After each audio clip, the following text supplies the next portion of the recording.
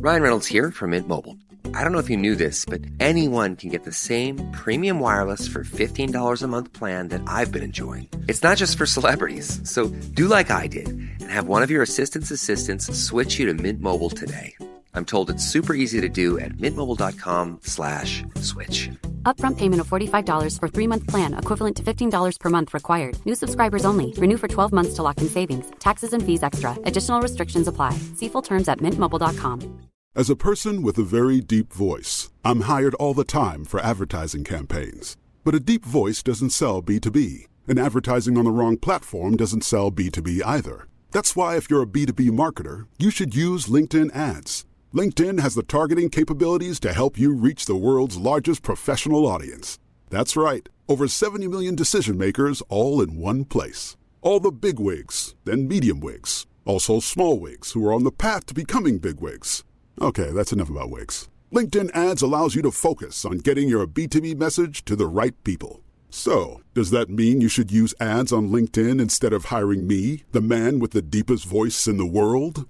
Yes. Yes, it does. Get started today and see why LinkedIn is the place to be to be. We'll even give you a $100 credit on your next campaign. Go to linkedin.com/results to claim your credit. That's linkedin.com/results.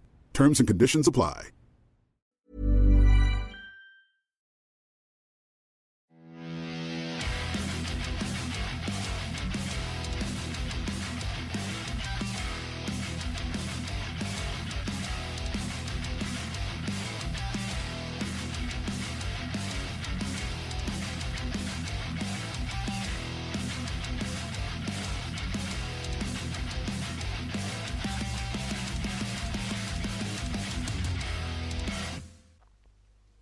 Once upon a midnight dreary, while I pondered weak and weary over a many quaint and curious volume of forgotten lore, while I nodded nearly napping, suddenly there came a tapping, as some gently rapping at my chamber door. "'Tis some visitor," I muttered, tapping at my chamber door. "Only this, and nothing more." Ah, distinctly I remember, it was the bleak December, and each separate dying ember wrought its ghost upon the floor. Eagerly I wished the morrow, vainly I had sought to borrow from my books surcease of sorrow, sorrow for the lost Lenore, for the rare and radiant maiden whom the angels named Lenore, nameless, here for evermore. And the silken sand uncertain, rustling of each purple curtain, filled me with fantastic terrors I've never felt before, so that now, to still the beating of my heart, I stood repeating, "'Tis some visitor entreating entrance to my chamber door, some late visitor entreating entrance to my chamber door. That is it, and nothing more." Presently my soul grew stronger, hesitating there no longer. "Sir," I said, "or madam, truly your forgiveness I implore. But the fact I was napping, and so gently you came rapping, and so faintly you came tapping upon my chamber door, that I scarce was sure I heard you. Here I opened the open door. Darkness there and nothing more. Deep in the darkness peering, long I stood there wondering, fearing, doubting, dreaming dreams no mortal ever dared to dream before. But the silence was unbroken, and the stillness gave no token, and the only word there spoken was a whispered word, Lenore. This I whispered, and echo murmured back the word, Lenore. Merely this, and nothing more. Back in the chamber turning, all my soul within me burning, soon again I heard a tapping somewhere louder than before. "Surely," I said, "surely this is something at my window lattice. Let me see." Then their treat is this mystery explore. Let my heart still a moment, and this mystery explore. 'Tis the wind, and nothing more. Open here I flung the shutter, when with my hurt flirt and flutter, in there stepped a stately raven of the stately days of yore. Not the least obeisance made he, not a minute stopped or stayed he, but with mine of lord or lady perched above my chamber door, perched upon a bust of Pallas, just above my chamber door, perched and sat there, nothing more. Then this ebony bird, beguiling, said a fancy into smiling, gave the grave and stern decorum of countenance it wore. Through the crest it shone a shaven Thou, I said, art sure no craven, ghastly grim, and raven wandering from the nightly shore. Tell me what the loudly named is on the night's Plutonian shore. Quoth the raven, nevermore. Now that, dear people, was the first opening stanzas of Edgar Allan Poe's The Raven. And I'm sure that it's probably never been read so sweetly and so wonderfully as my missed bad Old English reading. But I wanted to read it because it's something that I'm sure you guys all know that we did the Doom episode last week, and I was sort of thinking retrospectively about Doom and this sort of stuff, and where it comes from, and I went to see the brilliant Canberra band, the Witch Skull, not the Witch Skull, Witch Skull, at a venue local to me, and they play a song called The Raven. It's not directly linked to the poem, although Marcus, who said to me his biggest influences were Edgar Allan Poe, Aleister Crowley, and Kate Bush, which I think is amazing. And Nietzsche as well, but that's a different story. There's nothing Nietzsche couldn't teach you about the raising of the wrist, right? Anyway, so that poem, it's written back in the 1830s. Edgar Allan Poe was born in 1809 in Boston, and a short life lived. Died in 1849. Wrote for local magazines. Inherited lots of money, equivalent to $18 million now. Lost it very quickly. Gambling issues. He married his cousin. He had to get a special dispensation to marry his cousin. And he married his cousin, and they were married for 11 years, and she died of consumption. Both like his parents. His parents both died when he was very young. And of consumption, which is TB, or tuberculosis. It's called consumption then. The correct term is tuberculosis. Very horrible lung disorder. And, tea time. And, I think that it's very appropriate that we talk about people like Edgar Allan Poe, H.P. Lovecraft, Mary Shelley, Byron, Lord Byron, and people like that, because the Gothic authors and poets of the early 19th century were very influential. I'm sorry, it's a bit late here in Canberra, but it took me like 6 attempts to record that poem without going wrong, and I still went wrong in certain areas. So they were very influential. If you think about in everything really, but really very much so in modern heavy music or rock and roll, rock music in general. If you think about the imagery that we, as avid listeners of this music, tend to find ourselves wallowing in, there are horror movie themes, science fiction, the occult, black magic, devil worship, all that sort of stuff, and of course that's very much what the Gothic authors were doing at the turn of the century, because at the 18th century, because 18th century, because they were at a time of great revolution and in science. You've got the Frankenstein. Mary Shelley, Wollstonecraft is writing Frankenstein because electricity is becoming something big within the world that she lived in, and and there was all these concept that the things you could do with electricity. When the French scientists put those two electrodes to the frog's legs, and they moved under the twitch because of the electricity into the muscle,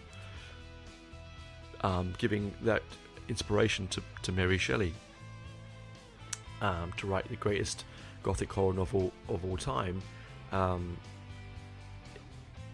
It sort of it gave them this. If you had money, although Poe was a poor man until he sort of inherited the money. Then of course he didn't have it for very long, and he died a young man, age of 40, found on the side of the road in a delirious state, wearing someone else's clothing, and kept saying the name Reynolds over and over. He died shortly afterwards. There's no record of his his death record, or his or medical papers. So there's a lot of conspiracy theorists out there. Some people say he got shanghaied, which is you got knocked on the head, taken on a boat, done service on a boat, and then dropped off again in a drunken stupor. That was quite a common practice in and around the Boston area at the time. Whether he would be that sort of, whether he would have got caught doing that, I don't know whether he got bashed and done, but that's a different story. So back to the imagery. It's, as I said, we listen to all this imagery that's dark and heavy and sometimes a little bit confronting. And Poe's poetry was very confronting. His short story and his stories were extremely confronting for the time, because they were there were themes in these books that were a little bit, let's just say, the church didn't like it, because you had the occult, one thing, you had life after death, so returning of life, you had incest. Incest was a big thing in his stories, and I don't know whether that's because he married his cousin, and there was something laid upon his consciousness that he married his cousin. I mean, he had to get dispensation to do it, so obviously clearly it wasn't a legal thing then. But the books, he always had this way of his prose was always so, like that earlier when I was on reading that poem, the way his prose moved, it was all that space and then you're quiet and then nevermore, just really theatrical. He wrote his short stories like The Black Cat, The Case of Amontillado, A Descent into the Maelstrom, The Case of Mr. M. Valdemir, The Fall of the House of Usher, Mask of the Red Death. They're all very known to us. Pit and the Pendulum. And then he did his, that was his book. So then he did his poems, The Raven, which I read out part of, The Pit and the Pendulum, The Telltale Heart, Tamburlaine, The System of Dr. Tar, and Professor Feather. That's a very strange one. That one, I have to come back to that one. So he didn't write. He wrote Murders in the Rue Morgue. Mask of the Red Death. All these sort of things, and I don't know. There was biographers say that he came across these images in fever dreams and in alcohol dreams and in laudanum, which was a drug of choice then, taken a lot by the gentry, basically opium. Sherlock Holmes was supposedly addicted to laudanum, and so it created these sort of surreal fever dreams, very much the way that H.P. Lovecraft said a lot of his stuff came in his nightmares and dreams. I think if you were to sort of look at someone like Poe now, there's lots of people that said that he probably would have been sectioned, which is a horrible thing to say, but I wouldn't say mad is a horrible term. It's a term that shouldn't be used ever in modern society to depict someone's mental state anyway. All right, I'm mad about something. That's fine. It's a frivolous throwaway thing. I'm mad about popcorn or something like that. It doesn't really matter. But when you're using it as a term to depict someone's mental state, it's probably not the right thing. They were often called morons. Moron is I remember I was at school, and I called my mate Trevor moron, and Mr. King, he really ripped into me. He's like, "Do you know what a moron is?" And I just turned around smugly and said, "Yeah, it's Trev." And he said, "No, it's a Victorian word for someone with a mental disorder." So I've always thought then I don't use that term anymore. I haven't used it ever since, really. I find it very... So, anyway, I'm going off the beaten track there. So, yeah, so his rhythms and his textures and these Gothic authors are a brilliant inspiration for modern music when you're looking for something to find that matches the density and textures of the music you're making. And it also is a sign of sort of intelligence, I think, when people, bands, singers, and they sort of use literary writing. Literary, that's double. Use works of literature to fill the lyric on their songs. I mean, the classic one is Iron Maiden's "Roman the Ancient Mariner." Samuel Taylor-Coleridge. I've already told you that Samuel Taylor Coleridge. I've already said that before on this podcast. It's the greatest heavy metal song ever written. I would stand in my corner and fight anyone otherwise who wants to say so, because it not only does it take a very long and very tenuous poem that can be sort of construed as nonsense almost, and turns it into a piece of high art, rhythmically, sonically, and just everything. I think other authors that bands often tend to gravitate towards are things like Roald Dahl is one.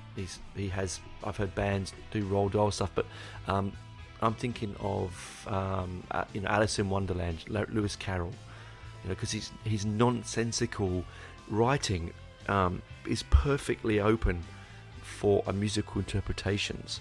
I know that Stephen Harris said that a lot of his work is based a lot around The Wasteland, a poem called The Wasteland, which is a modernist poem, but a very long. I remember doing it at school.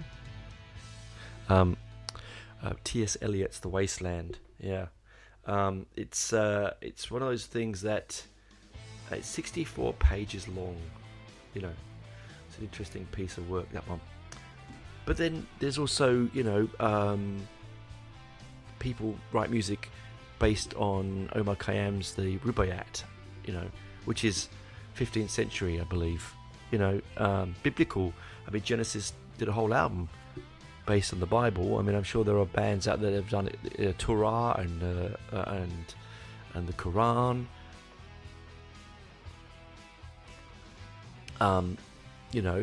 Where many bands do it on horror movies, they also do it this way. So what I'm trying to get at is that I think that there's such a beautiful untapped vein of musical chances and opportunities within these dusty pages of books like by Poe and by Lovecraft and by Eliot and all these people, and I think I would love to see more people be more brave and go and do that. It used to be sort of the purview of big bearded, long haired, bespectacled proggies, in tight denim jeans or or corduroy just come out from the the geology department of the university, that kind of thing. I don't think that what my brother used to call the Monty Python crowd. I don't think that's true anymore, because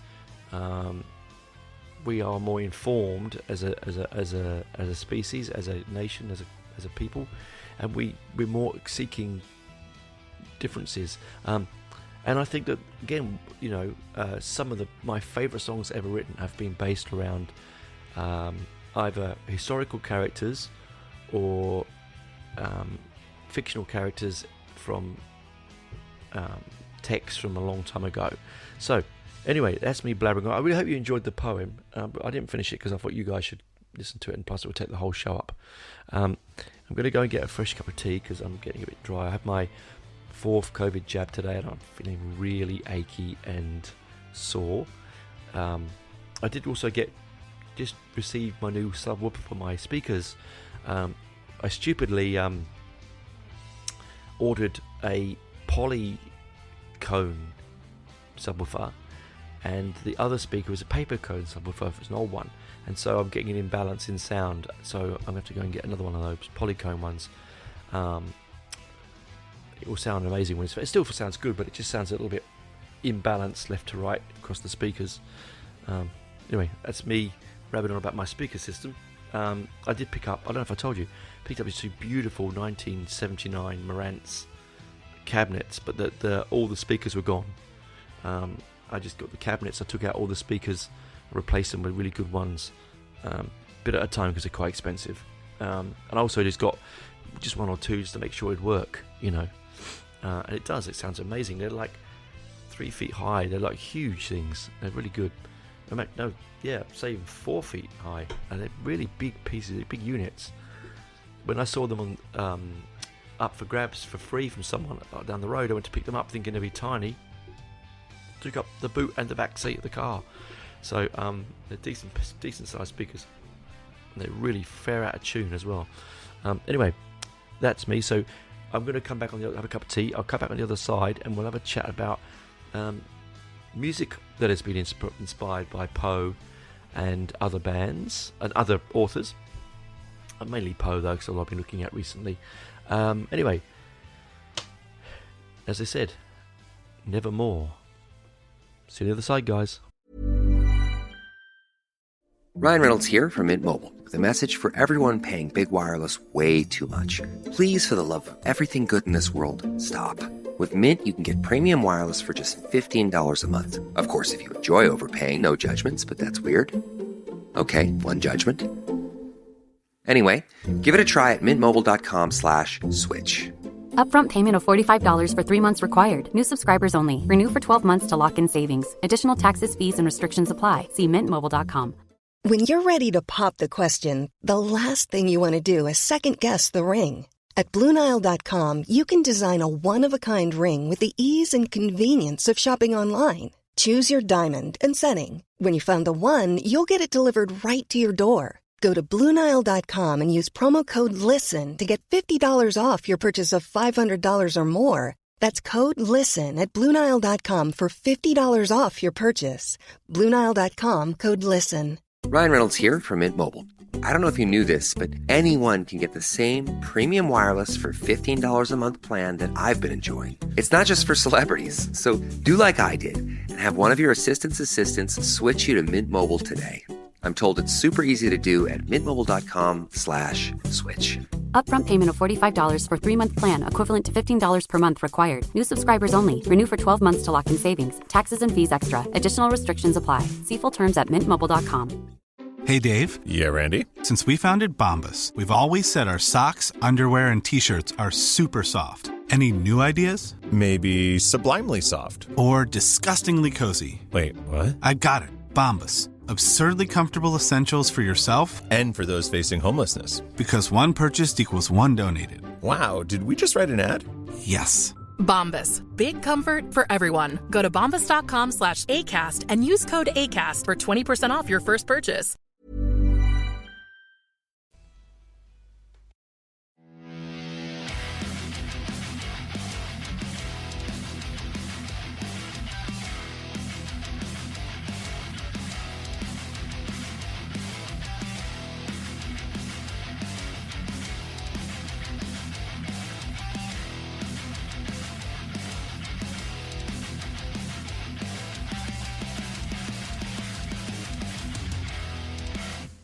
Welcome back, guys. I've got a fresh tea, taking some Panadol because I'm aching, and just sort of mooched around and listened to a bit more of some Edgar Allan Poe short stories.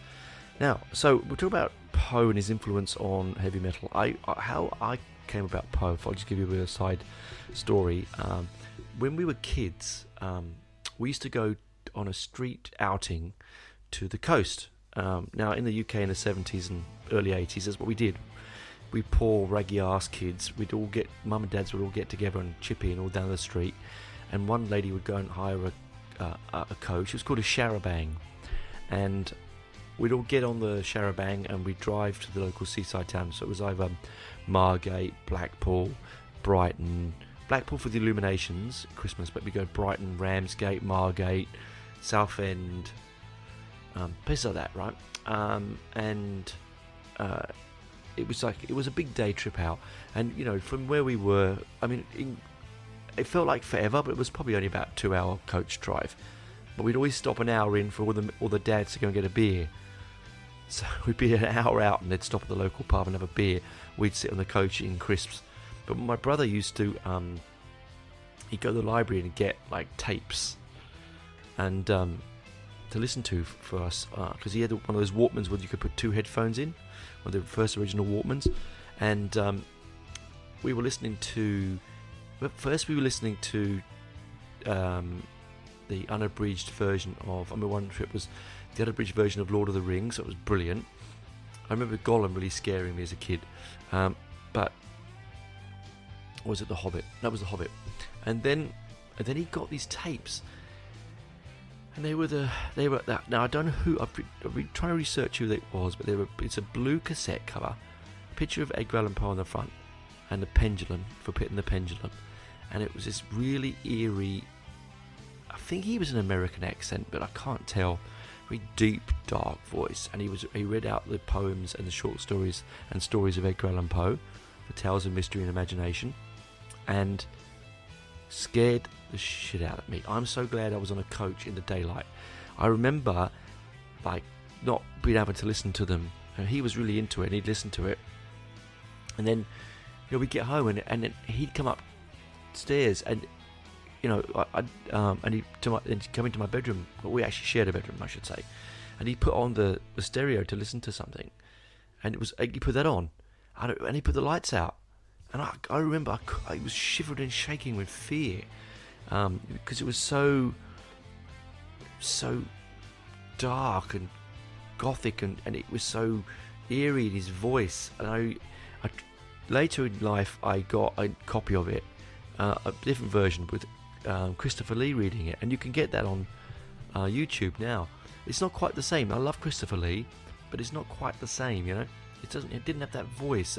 So anyone out there who knows what I'm talking about, it was either late 70s. It was probably, these cassettes are from the late 70s, I think. They had lots of sound effects on them. I remember because my brother had the BBC sound effects library vinyl. It was coloured vinyl. It was red, and it had like the sound of the human fly being crushed, and guillotine, and someone being hung, and screams and werewolves. It was weird. I mean, just really weird. And he would play that as well. He was a strange old chap. But that aside, so yeah, if anyone knows what it is, please contact me at Heavy Metal Tones Facebook page and my messenger. Just messenger me. I'd love to know, because then I can get myself a copy of it. But so in modern terms, Poe has been represented in lots of things. So music, yes. Film, a lot with Roger Corman. Roger Corman is like the premier low-budget film producer and director from the 60s. He did all of the Edgar Allan Poe movies: Pit and the Pendulum, Mask of the Red Death, Fall of the House of Usher, Black Cat. He did them all, right?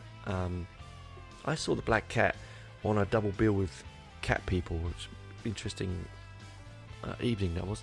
But anyway, yeah. So he made these bright Technicoloured movies with Vincent Price. You know, I mean, Vincent Price was like a hero of ours as a kid. Like, he was the horror icon. It was Vincent Price, Christopher Lee, and Peter Cushing. That was it, right? And I remember one of my earliest memories of seeing Vincent Price is he did an advert for Hayward's Pickles, where he was in a jar dressed as a devil, and he gets out of the jar and he goes, "Hayward's Pickles, they're devilishly pickly." And I remember thinking to myself, God, he must have... years later, and I said he must have turned to his agent and gone, "Listen, I mean, what? I've just made Dr. Phibes. I mean, brilliant movies, by the way. I've just made the Dr. Phibes movies. I've just made Theatre of Blood, which is a brilliant movie. Oh, I'm doing an advert for pickles now, am I? You know, it's just, I don't know, one of those things, eh? And you can also get those adverts on YouTube. They're hilarious.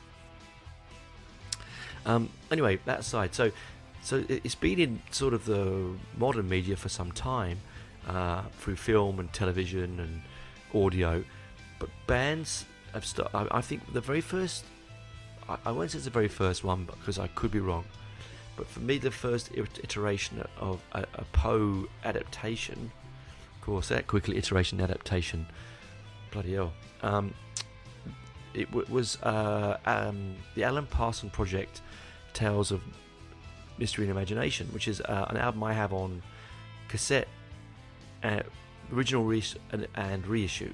It's not quite proggy, but it is quite proggy. It has disco, it has really experimental keyboard, because it's got some Leslie keyboard, it's got a bit of Moog, a little bit of Hammond, it's got you know that, I don't know the effects, that was the one that Frampton used, where he sings through the tube and he uses the pedal and plays the guitar. That they use that a lot on the single, on the Raven, and on the single from the album, which was the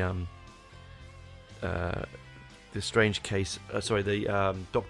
Tar and Professor Feather, and it's quite interesting because the first side of the album is all these short stories, like with some interesting cameos. We've got the Arthur Brown from the Crazy World of Arthur Brown. He's on one of them. You got in the reissue, you've got Orson Welles, which is an amazing thing to have. Again, I remember Orson Welles as a child selling Carlsberg lager and Hamlet cigars. Anyway, so you got the Raven, Dream Within a Dream, Telltale Heart, the Case of Amontillado, and Dr. Tar and Professor Feather. Then on the B side, you got the Fall of the House of Usher suite, which is like where you get the spoken word from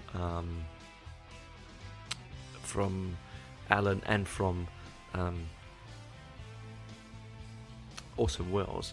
And the amazing thing about that suite is it's extremely engaging. It's very atmospheric. It's actually one of my favourite B-sides of an album ever, is that particular B-side. It's such a great way of telling the story of the Fall of the House of Usher, which is a story of, again, it's Poe, so incest, lost love, lost money, tragedy, death, sorrow, all seen from the eyes of a stranger, right? And that's where I first came across it. I highly recommend you guys, grabbing a copy of it. You don't have to buy it, but grab it, go onto YouTube or Spotify or iTunes or whatever you use, and have a listen, because it's the single that came off it, which is Dr. Tar and Professor Feather, is so disco, it's ridiculous. I don't even really know what the story's about. The song doesn't tell you. I haven't got an idea. I think they're all stoned when they did it. I mean, Alan Partridge, God, my God, Alan Partridge. No, it's not Alan Partridge. Alan Partridge Project, that'd be funny, wouldn't it? No, Alan Parsons. He did the sound. He did help to sort of produce a lot of Pink Floyd stuff. I think did Dark Side of the Moon helped do that. He's also in with the Beatles a lot. If you watch that 6-hour documentary on the Apple TV, he's on. You see him in the background working on that.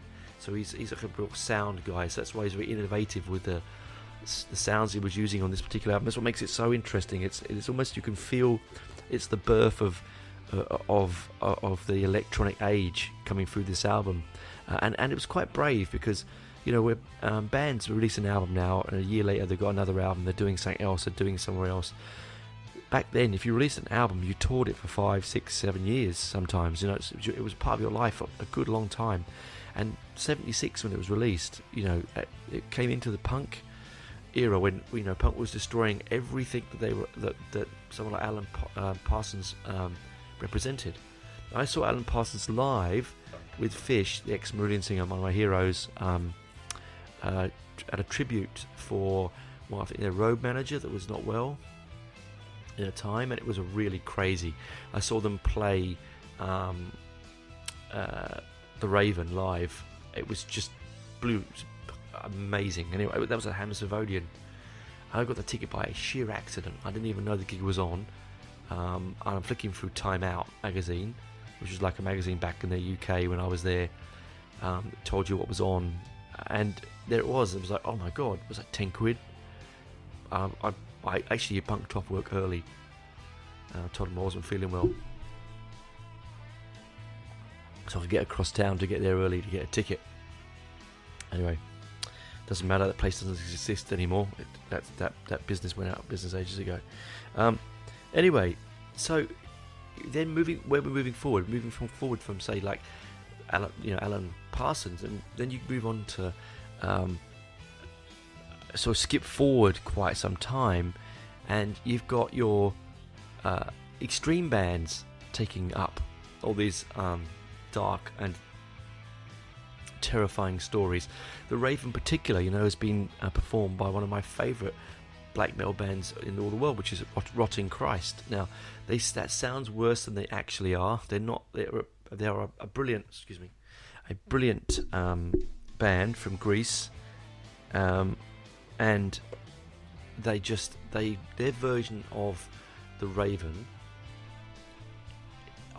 it's stunning. It's stunning. I said it on to friends of mine who aren't even into heavy metal. I said, listen to this amazing version of the Raven, and you know, it's a great balance of prog and extreme metal and aggression and poetry and poise and balance and tone. It's beautiful. It really is. And then of course you've got I said, going full circle, my friend's band Witch Skull have done the Raven. Not lyrically as connected to the Raven and as sort of word for word as a lot of these other bands have done, but it's influenced by Poe's Raven and what it means. So I think with the Witch Skull song, it's more about a man who's so deeply sad for the loss of his love that he's hearing and seeing things that aren't there, and wanting to see and hear things that aren't there, and to see them again. And I know that fact. I mean, I lost my mum, and all of us have been touched with death somewhere, haven't we? But we lose someone we love. You do desperately. You see them in the shadows. You hear them in the whisper of the wind. You feel them on the a touch of his shoulder. You turn around and they're not there. And I think it's partly it is them being there. I believe that, and partly it's your psyche so desperately not wanting them to be gone. And I think that sort of comes across very well in Witch Skull's Raven, particularly that sense of wanting them to come back. And then recently, off the new Witchery album, they've just done The Descent into the Maelstrom as a single, which is a sort of based on a sort of tragic sea voyage, and of course, and the madness of the crew, and that again is also a great piece of proggy metal, because it's sort of, it does bring you in. You feel the anxiety and the madness and I meant that when I said before about madness, a genuine madness, the fever madness of the crew going crazy, and one of them all dying one by one in this treacherous and violent sea. It's also Maelstrom is also, I think, Poe was also using it as an allegory for his own mental state, because I think he was also issues with imbalance in his mental equilibrium, so that's only recent. It just came out recently. It's off the new Nightwish and Nightmare album. One of those ones. It's a brilliant single. You can get it on YouTube now. It's really worth watching and listening to. I've only mentioned a couple Poe songs that touched me. I'm sure there's lots out there. I know that Annihilator have done one. I know that Symphony X have done one. All of these sort of somewhere down the track, one of you will know a band who has done something by Poe or by Lovecraft, or in fact loads of bands have done stuff by Lovecraft, because he's sort of easier to he's got more work to work from, B he's sort of easier prose to delve into. It's slightly more modern because it's only 100 years ago. It's not like it's 100 or so years ago. It's not 200 years ago. So it's a bit more easy for modern writers to understand. With Metallica doing Call of Cthulhu and things like that. There's again whole industry of movies and music and books based on Lovecraft, the same as this with Edgar Allan Poe, but I think Edgar Allan Poe has a more sorrowful prose and a more deeply sad and an interesting life, which he sort of crams into his every line of his work, and so I think he's one of the greatest authors of them all, in respect, to for the short period that he was working, for what he wrote, and how he wrote and when he wrote. It's very daring. So, and I think it's daring for musicians now as well to write pieces of music and insert his poetry and his writing into that imagery, because it's something that can be very personal. It's also like people could look at it and go, oh, so snobby, and they could walk away from it, like people do with prog. They roll their eyes, but really, deep down, I mean, it's just about personal taste, isn't it? Anyway, I rabbited on long enough. I really have. I would like you to, only because I'm feeling really achy. So if I felt like I was wandering away this week, every now and again, it's just that the jab just was maybe kind of a bit. There's just so much music coming up, so much live music. I just don't want to miss it. So I just want to be ahead of the game, ahead of the curve. I hope you guys stay safe. Please do try and have a listen to Tales of Mystery Imagination from the Alan Parsons Project. Look, it might not be your thing, but if you've listened to this show long enough, you might understand that sometimes this stuff is worth having a dig at, having a dig into and trying. Certainly do listen to Rotten Christ the Raven. It's brilliant, and I urge you around the world, people, listen to The Witch Skulls, The Raven, and in fact listen to all of their stuff. 3 albums in, 4th one on the way. Best doom band on the planet as we speak. No biffs or buts, right? They truly are. Collectively they're in their probably 110 years old. They're older guys, 3-piece, and you know what? Live, they'll melt your face. I have such a bad bangover. My neck is absolutely screwed from Led Zeppelin, the world's best female, in fact the world's best Led Zeppelin cover band, period, and Witch Skull was just 3 days apart. Really felt it. I couldn't just stand there and nod. It's not in my DNA. I had to get in and be part of the crowd. In fact, it was interesting. Someone grabbed my jacket, my battle jacket, and I was at the front, and he's pulling down on my jacket and falling backwards. And I just looked over my shoulder, and I looked over and stared him down the barrel of his eyes, and I said, "You touched my jacket again, mate." And you're in. And I won't swear, but I said some things, and then he looked at me. He was one of those sort of like part-timers, you know, and he looked up, and you could see that he'd crossed he'd as the Python said, he'd transgressed the unwritten law. Don't touch my jacket. And you can touch it, just don't try to pull the bloody thing off. And he sort of scampered off after that. It was quite interesting. It was really good because I got to take my nephew for the first time to see Skull, and my daughter's boyfriend the first time to school, and I think they're converts. I think they loved it. So the next one's in November at the Transit Bar, which is in the centre of Canberra. They will be touring, I'm sure, when the world gets a bit better. When the new album comes out, they'll tour internationally. They toured the UK and the US before. So let's hope that they do get out to other provinces and you can get to see them, because they are brilliant. You can just YouTube them again. All this stuff is on all the streaming medias. It's quite hard to get their vinyl if you want that. I've got it, but it sort of sells out quite quickly. But yeah, anyway, that's enough from me. Have a good night. Turn the lights off low, or turn the lights down low, or turn the lights off.